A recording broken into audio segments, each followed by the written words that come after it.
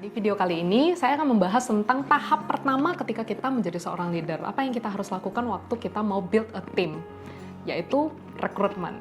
Nah, rekrutmen ini aku pengen jelasin dua area nih. Kalau teman-teman pernah tahu atau nggak pernah tahu, saya berharap apa yang saya informasikan di sini bisa membantu teman-teman.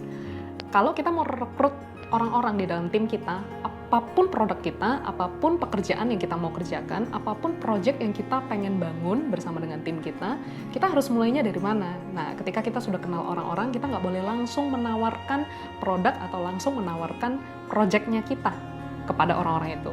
Tentu kita akan menawarkan project ketika kita sudah semakin mengenali orangnya. Tapi, seperti video-video sebelumnya, saya sudah jelaskan dan saya sudah pernah memberikan informasi tentang orang-orang di dalam hidup kita. Jadi, teman-teman pasti bisa menganalisa sendiri orang-orang seperti apa yang kita akan rekrut di dalam tim kita. Kalau misalnya kita baru mulai membangun tim, pastikan kita mengetahui dan mengenali siapa orangnya di dalam hidup kita. Nah, rekrutmen itu nggak bisa membuat kita langsung bisa merekrut orang-orang yang profesional. Biasanya kalau kita mau membangun sebuah tim atau membangun kepemimpinan kita akan memulainya dulu dengan orang-orang yang pemula, orang yang belum mengerti banyak hal, orang yang juga masih baru mau join dengan kita dan memulai project-nya. Apa yang kita harus lakukan kalau kita ketemu dengan orang-orang yang baru mau bergabung dengan kita dan mengerjakan banyak hal? Saya cuma bisa kasih 2 poin. Yang pertama adalah kalau kita ketemu sama orang-orang yang baru pemula, yang penting nih dia punya attitude mau diajari. Dan kita bisa komunikasi 2 arah dengan dia. Kalau misalnya dia orang yang belum profesional, masih pemula, it's okay. Kita bisa lakukan trial and error dulu. Mengerjakan project yang kita mau kerjakan, atau hal-hal yang kita mau lakukan, kita lakukan dulu project pertama, atau kedua, atau ketiga, untuk mengenali strengths and weakness-nya mereka.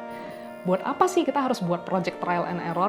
Ya, karena banyak orang tidak mengenali kekuatan dan kelemahan dia sendiri. Kita sebagai pemimpin harus bisa mengenali itu di dalam diri orang-orang yang bekerja sama dengan kita. Trial and error itu membuat kita tahu siapa kuat data, siapa kuat analisa, siapa kuat visual, siapa yang kuat di komunikasi. Ada orang yang kuat di komunikasi, bisa banyak bicara, tapi dia doernya susah. Ketika dia diminta untuk melakukan sesuatu, dia susah untuk mengaplikasikan atau merealisasikan apa yang dia katakan. Ada orang yang kuat secara data. Kalau dia dikasih tahu apa-apa, dia bisa mengerjakan banyak hal secara admin atau administrasi atau pendataan. Tapi ketika dia diminta untuk mengkomunikasikan apa yang di dalam pemikirannya, dia agak susah.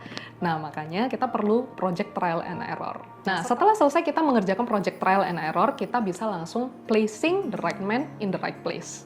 Ketika kita sudah tahu kekuatan dan kelemahan orang-orang yang bekerja sama dengan kita, maka kita bisa menempatkan mereka di tempat mereka kuat dan kita perlu perhatikan kelemahan mereka di mana, ya jangan letakkan mereka di sana.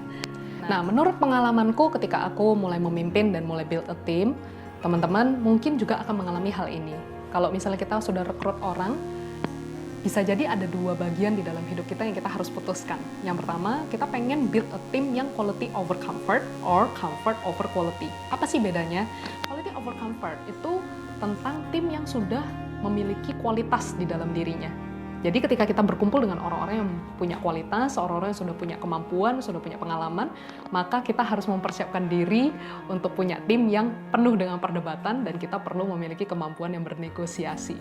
Ketika kita bisa menyampaikan apa yang di dalam ide kita, di dalam pemikiran kita, lalu orang-orang bisa menangkap dengan tepat, maka mereka akan bisa mengerti keputusan kita ataupun kita juga bisa menyesuaikan dengan pemikiran mereka. Tapi biasanya tim yang sudah punya banyak kualitas atau banyak kemampuan di dalamnya akan banyak perdebatan. Kenapa? Karena masing-masing punya persepsi sendiri-sendiri mana yang terbaik menurut mereka.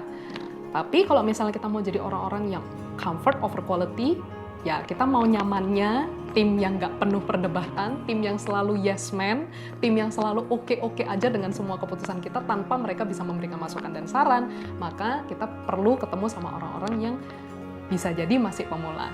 Makanya kalau misalnya teman-teman merekrut orang-orang menjadi tim di dalam leadershipmu, kalau teman-teman memiliki akses untuk merekrut orang-orang yang masih pemula, mungkin bisa jadi keputusannya masih abal-abal kayak gitu ya, keputusan yang masih coba-coba. Kenapa? Karena banyak orang di dalamnya belum cukup berpengalaman.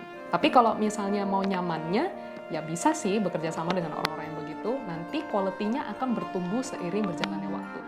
Tapi kalau misalnya mau bergerak dengan orang-orang langsung profesional yang bisa memberikan kamu masukan-masukan yang penting dan perlu dan jelas dan tepat, maka teman-teman perlu mempersiapkan diri untuk masuk di dalam tim yang quality over comfort. Memang nggak nyaman sih, tapi ketidaknyamanan kita membuat kita menghasilkan proyek-proyek yang lebih tepat, lebih maksimal, dan lebih luar biasa.